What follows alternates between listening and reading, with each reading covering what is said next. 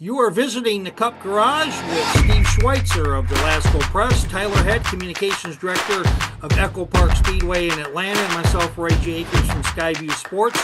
We all come together for the Cup Garage, and we're going to take it right to Tyler. Tyler,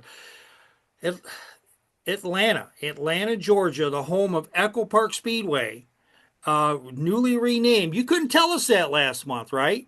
You had to keep that That's under right. wrap. Yeah, Uh, boy, you were holding out on us. And but anyway, we are going to be going down to the track this weekend. Both Steve and I. You're going to be hosting us. What are some of the great things that are going to happen at Echo Park? well, first and foremost, I mean the racing we're expecting to be as electric as ever.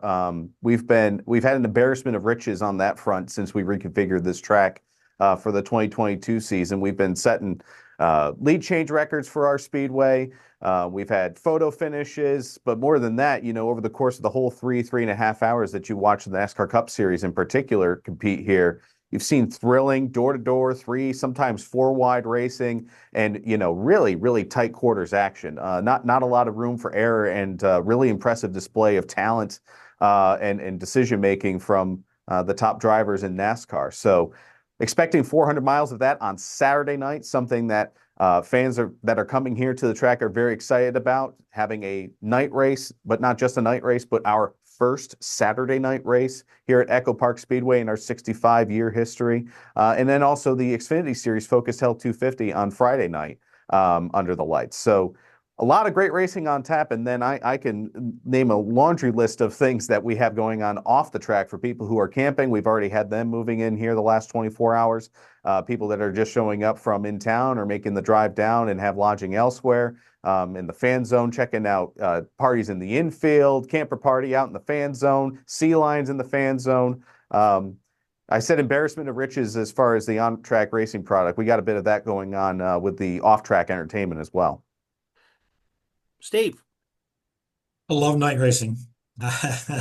Looking forward to it. I mean, the cars look faster. The lights just reflecting off of the cars is exciting. And man, I can't wait, Tyler. I'm excited to see you guys race at night there.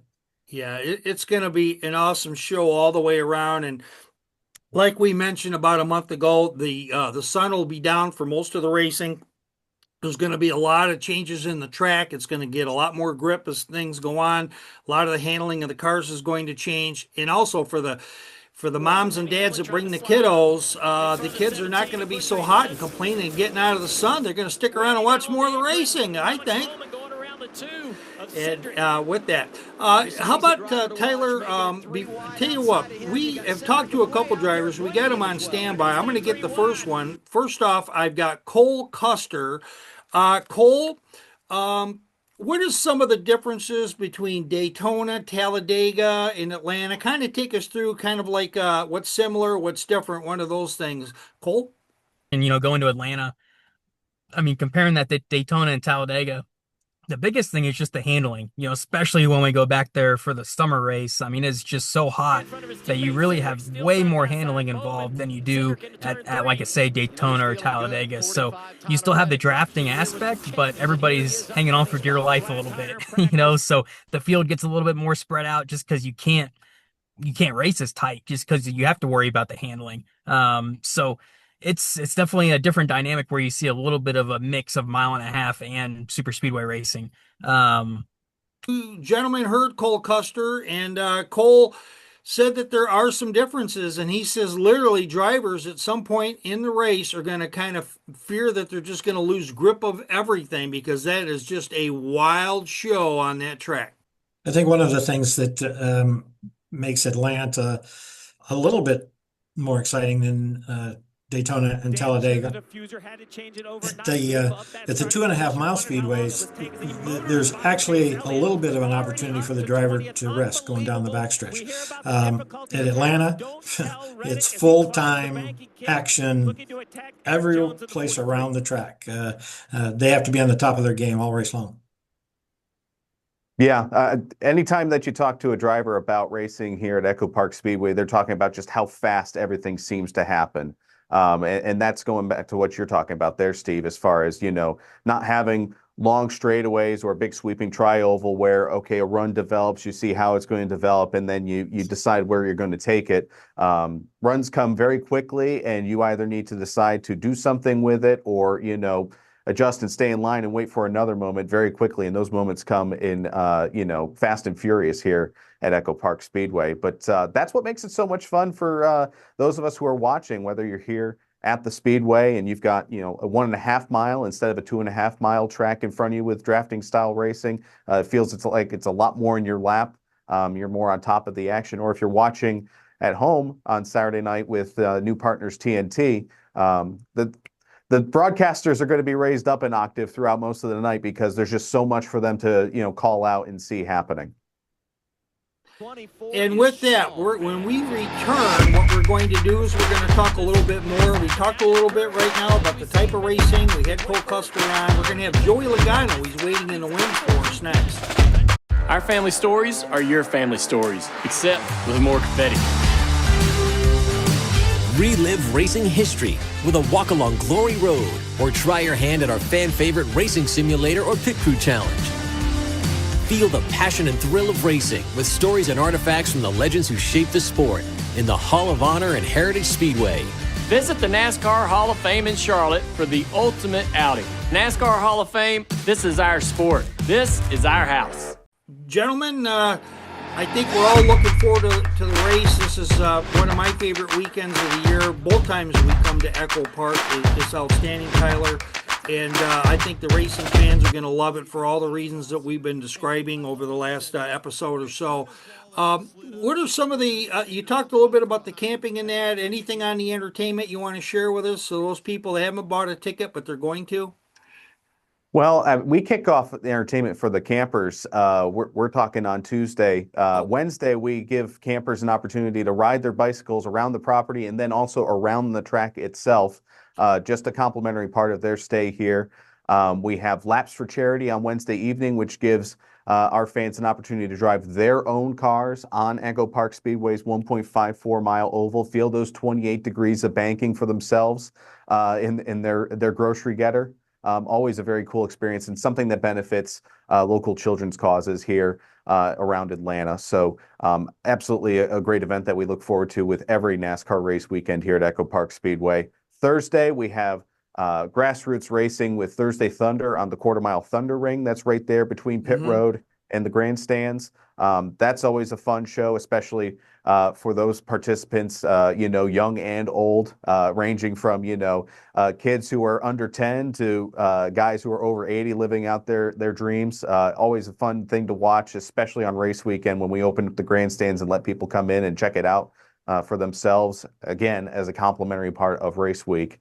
And at the same time, we have a camper appreciation party that we invite fans to come out to with driver appearances, games, live music happening out there. Always a fun thing to experience. And it's something that's grown so large that we've had to move it into the fan zone in our big Speedway experience footprint that we have with Echo Park Automotive. So that's something that we're really looking forward to. Friday, we kick off all the on-track action for the NASCAR slate. And then after the checkered flag falls on the Focus Hell 250, we have the party in the Peach Pit. Again, music, foam party, laser light shows, dueling mechanical bulls, fireworks to cap off the night. So just an electric atmosphere in there. And then obviously Saturday, we have the big show, the Quaker State 400, available at Walmart. All the pre-race pomp and circumstance that goes with that. Pre-race concert with Jet Black Roses. So in the fan zone, we've got the Canine Stars, which have been a longtime fan favorite. And the things that stole the show in February, if anybody was here, they know that the Sea Lions just dazzled people in February. And we've got them coming back for this weekend here at Echo Park Speedway. So a lot of stuff to check out all throughout the weekend, in addition to some of the best racing you'll find in NASCAR. Steve. Tyler, I was going to ask you, if fans buy the VIP package, what time on Saturday do things open up where they can go down trackside and, get right in the middle of things happening Saturday? So the fan zone's opening up at, I believe, noon on Saturday. And shortly after that, we're going to have the track pass open up for people to go out there. You can sign, your name on the start-finish line, leave your mark on the race. so to speak. Check out the starting grid of cars as they go through their final preps and roll out onto the grid. Here's something that has flown under the radar a little bit, but we've made it so people can also go into victory lane. The drivers need to go win the race to get to victory lane. All you need is a pre-race track pass to check out victory lane. And in there, we're even going to have some ice cream. We know it's going to be a warm day in the middle of the day in June, so we're going to take care of folks and have some ice cream for the first 1,500 guests that make their way over to us in victory lane. So a little bit of everything there. We try to sweeten the pot as much as we can. Awesome. And with that, we do, on a more serious note, Joey Logano, he won this race last year. It was, in September instead of in June, but he won the Quaker State 400. Joey, what type of racing do you think that we're going to see as fans and people that are really take a deep dive into the sport, like Steve, Tyler, and myself? I mean, I feel really strong about Atlanta with our car. With that said, anything can happen.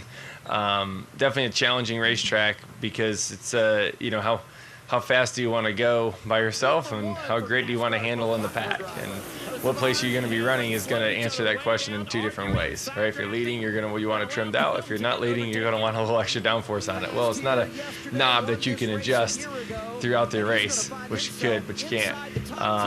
So it makes it pretty challenging to make the right choices and what do you want to do and what's going to be the best and what's the temperature going to be like.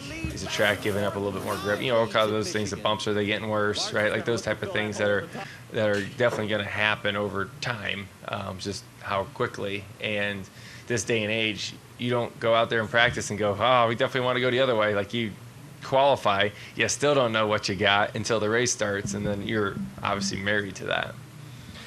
Leave it to Joey Logano. He knows how to sum things up. He's an expert when it comes to Echo Park Speedway. I tell you what, Joey has got to be one of the favorites. Do you guys have a favorite going into this race? That's a good one to go with. I mean, everybody from that Team Penske stable has been really strong here. I was looking at some stats the other day. Ryan Blaney averages a finish in the top 10 here. He has only one finish outside the top 10. And oh, by the way, I went back and looked, and he was running fourth on the white flag lap before he got entangled in an incident in the first race in the spring of 2022. So we know in that final lap, Ryan Blaney is very likely to be in the mix contending for the win, although he hasn't broken through for a win on this new Echo Park Speedway just yet.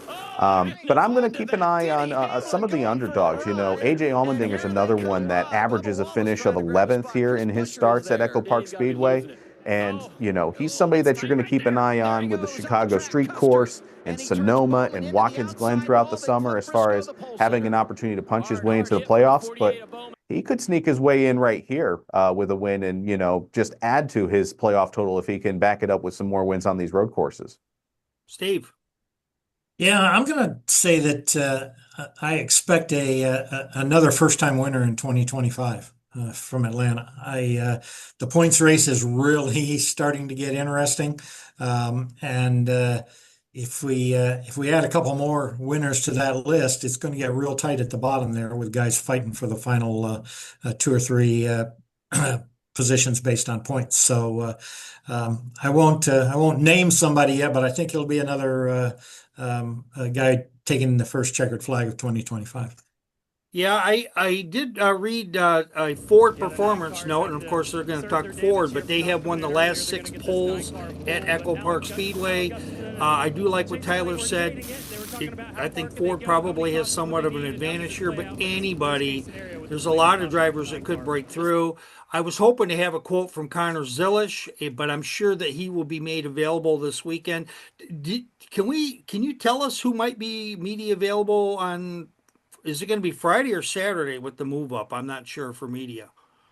Yeah, we're learning what a Saturday night race is like at the same time as everybody else. But basically everything that we would have had on Saturday is going to be on Friday. So expecting a couple formal sit downs in the media center on Friday. Haven't gotten exactly who that'll be just yet from the folks at NASCAR. But then the driver scrums around qualifying, that being Friday evening, we'll have your top 30 or so available for informal interviews in the media center as well. So a lot of opportunities to catch the Connor Zilisches of the world and the Carson Hosevars and the other newsmakers for sure. Steve Schweitzer, tell us where we can read you and a whole lot more. TheLascoPress.com. We're full cup coverage every week, and check us out online and let us know what you think. Taylor Head, where can we buy tickets and find out all things at the Quaker State 400 at Echo Park Speedway? EchoParkSpeedway.com is the place to go. And if you're on the fence and thinking about coming, I would encourage you to go ahead and check out the options that are available for tickets and camping, and act sooner rather than later, because we're expecting a lot of people to come out this weekend. And if you're not able to join us, by all means, please do tune in to TNT at 7 o'clock on Saturday night to see the Quaker State 400 available at Walmart, and the CW on Friday night to see the Focused Health 250. All right. I'm Roy J. Akers. I'm with SkyviewSports.net. So check us all out. We're going to have plenty of video, plenty of pictures, and also we're going to have plenty of race coverage. And we do that every week, not just for Echo Park. We love the Echo Park, but we do it every week as we go around the Cup Circle. All right, thanks, gentlemen. Thank you very much. We will see you next time.